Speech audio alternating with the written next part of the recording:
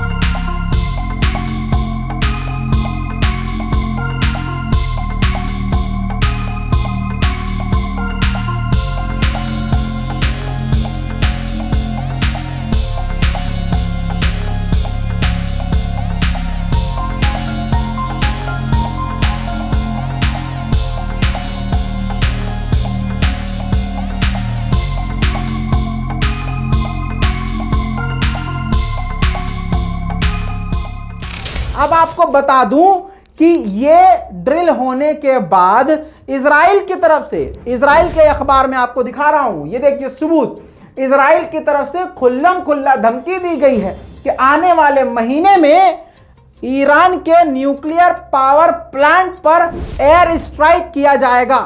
और आपको बता दूं कि ये एयर स्ट्राइक की खुली धमकी के बाद ईरान में हड़कंप मच गया है। लेकिन ईरान भी बेवकूफ नहीं है और इतना हल्का नहीं है।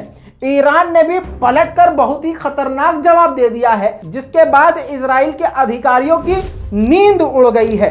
जी हां दोस्तों, अब सोचने की बात यह है कि जिस गाजा और फिलिस्तीन के पास पत्थर के अलावा कुछ नहीं थे और जो मिसाइल गाजा हमास मार रहा था वो भी पटाखे की तरह हवा में फूट जा रहे थे, उस गाजा और फिलिस्तीन के लोगों ने इजराइल के आयरन डोम में से पसीना निकलवा दिया।